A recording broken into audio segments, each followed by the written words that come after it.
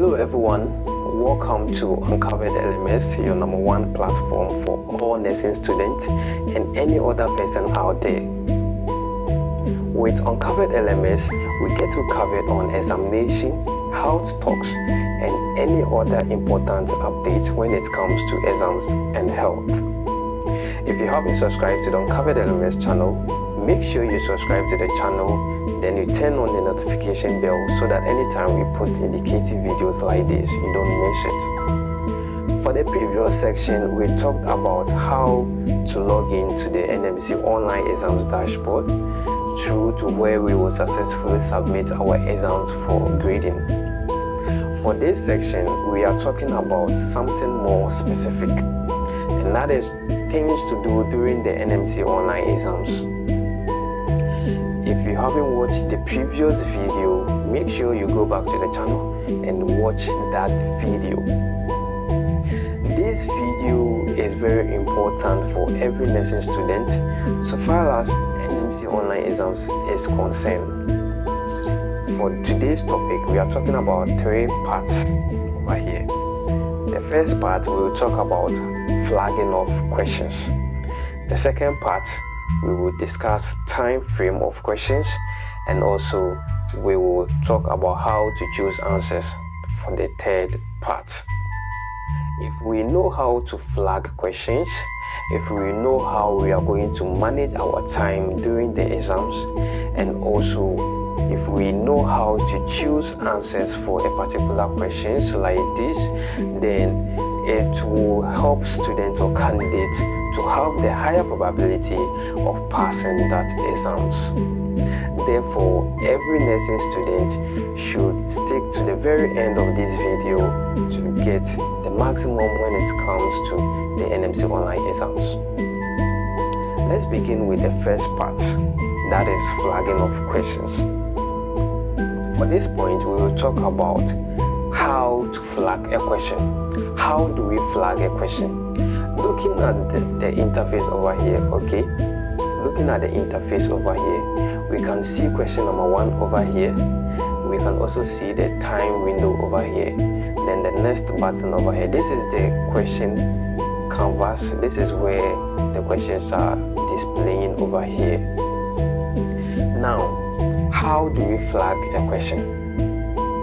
It is so simple and it is so direct that when we click on this flag question over here, the question will be flagged. And that is specifically question number 1 can be flagged. Every question have a tab where we can flag it. So simply, if we want to flag a question, we can simply tap on flag question tab over here, and that is all. So let's tap on the flag question over here. Immediately you tap on the flag question over here, you will see a red flag indicating on the flag button, which indicates that question number 1 has been flagged. Again, when you come to the navigation window, it will indicate that question number 1 has been flagged. And that is a simple way we can say that we have flagged a question. So it is very simple and direct that every nursing student uses these options during the N&Mc online exams. Now, why do we even have to flag a question? Let's look at why we have to flag a question.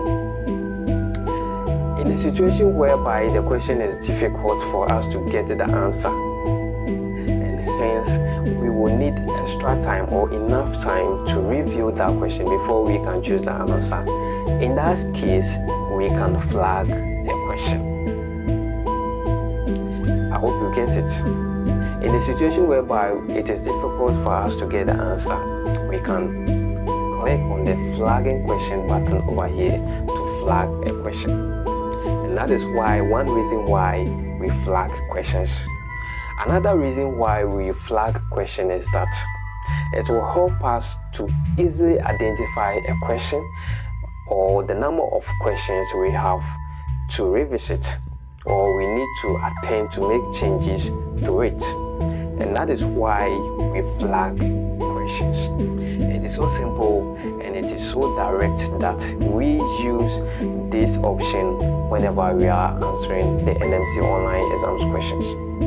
Let's move on to point 2. That is time frame of questions. When we are talking about the time frame of questions, we all know that each paper comes with a time. Each paper comes with a time in which it begins and a time in which it will be stopped. Now, general paper is made up of 100 multiple choice of questions and it comes with 100 minutes. Again, the elective papers comes with 180 multiple choice of questions and you need to complete that questions within 180 minutes. That is 3 hours. And that is the time frame.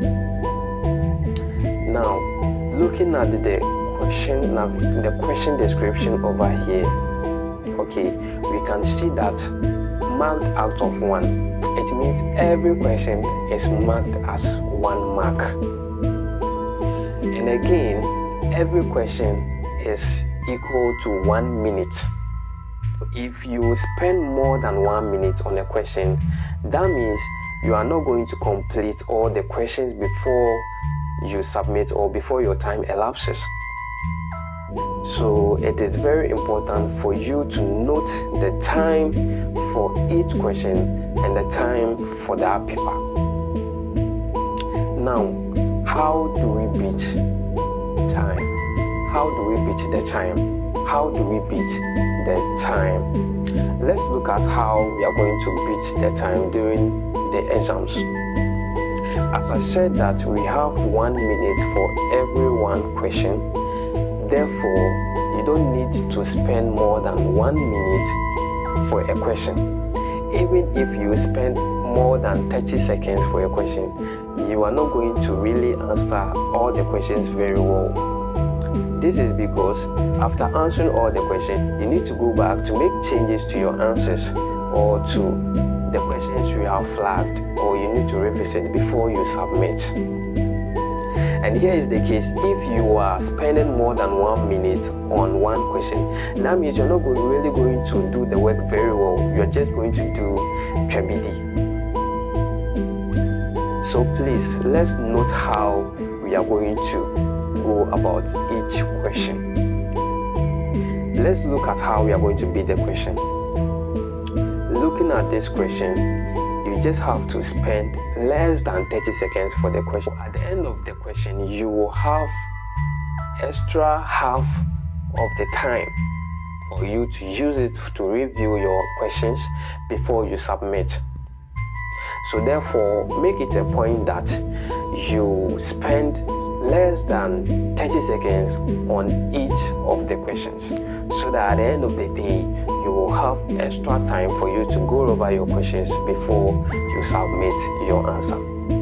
I hope we get it. Let's look at how to choose answers. How do we choose answers? Now, before you can choose answers, you need to work with time. As I said, spend 30 seconds for each question. The first thing you need to do is to paraphrase the question. You have to paraphrase the question. Looking at the question 1 over here, the nurse informs the patient with nephritic syndrome that the cause of his edema is as a result of select 1. A. Increased hydrostatic pressure caused by sodium retention. B. Decreased colloidal osmotic pressure caused by loss of serum albumin. C. Increased fluid retention caused by decreased glomerular filtration. Yes, this is the question. How do we paraphrase the question? You just have to quickly summarize the question in your own words, to your own understanding, so that it becomes easy for you to know what they are asking about. And that is how we are phrasing the question. Now, how do we read the question? most at times you will see candidates reading the questions more than 5 times before he or she will even come to the options to read. It is wrong to do that. Now let's look at how we are going to read the question. Because every question we need to spend 30 seconds, you need to read the question once, then you read the provided answers once, then you choose an answer. That is the format we are going to use. You read the question, you read the answer options, you choose an answer.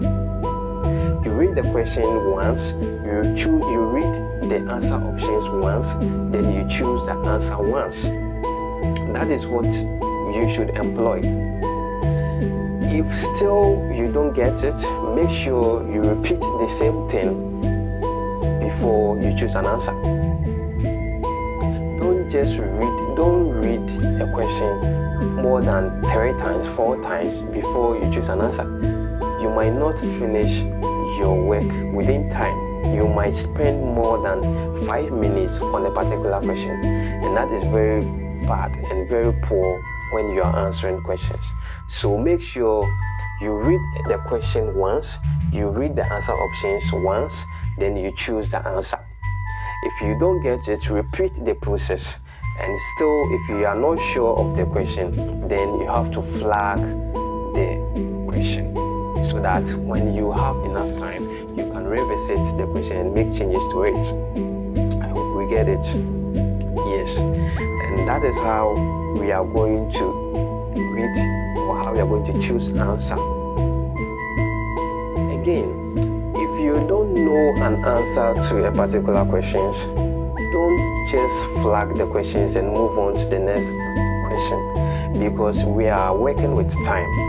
And if you don't manage your time very well, you might not get enough time to revisit that question that you left unanswered before you submit your paper. That is why it is very important for every student to choose the question that you think it is correct. Then again, if you are not sure, you flag the question, so that in a situation whereby you have enough time, you can revisit it and make changes to your answer. So never leave an answer or a question unanswered. I hope you get it. That is all for this section. Now we know how to flag questions, why to flag questions, the time frame for questions, and how to beat or manage our time very well, and also how to paraphrase and how to choose answers for the questions. Thank you all for your time. If you haven't subscribed to the channel, make sure you subscribe to the channel.